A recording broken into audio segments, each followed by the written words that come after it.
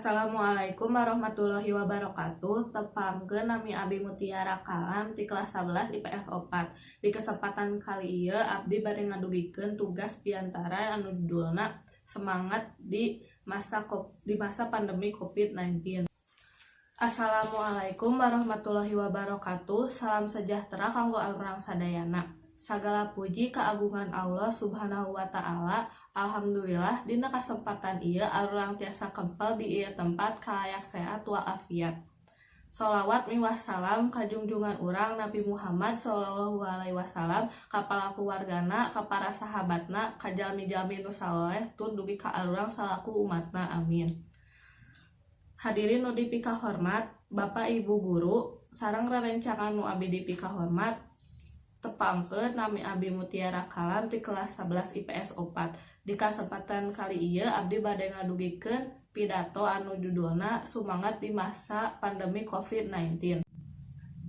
Ayeuna 208 negara di dunia termasuk negara arurang Indonesia nying hareupan tantangan anu teu pernah ku arurang dibayangkeun sateu acanana.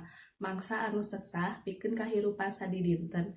Sareng pandemi Covid ieu teh nyebabkeun kasedihan ka babara jalmi anu katimpa kasusahan. Sareng arurang oge ngalaman parobihan dina kahidupan sadidinten.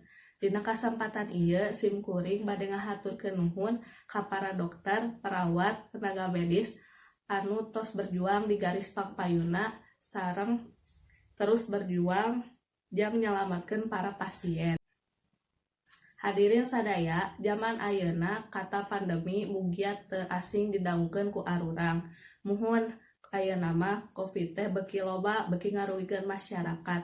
Komo barudak sakola kudu ngalaksanakeun sakola secara daring, sagala kegiatan dilaksanakeun secara daring, virtual mah sareng lain-lain. Tapi loba wae jalmi-jalmi nu teu taat kana peraturan di masa Covid ieu teh. Misalna kaluar teu make masker, piknik kaluar kota, berkerumun, teu jaga jarak jeung lainna. Padahal kan ku pamarentah ge tos dicariosan arurang teh towa ka kaluar rumah ari teu penting teuing mah. Tapi anger we aya sababaraha jalmi anu teu ngarti kalahkah ngalanggar eta peraturan teh. Atuh kumaha ieu pandemi Covid teh hoyong gara-gara rengse ari arurang teu taat kana peraturan prokes.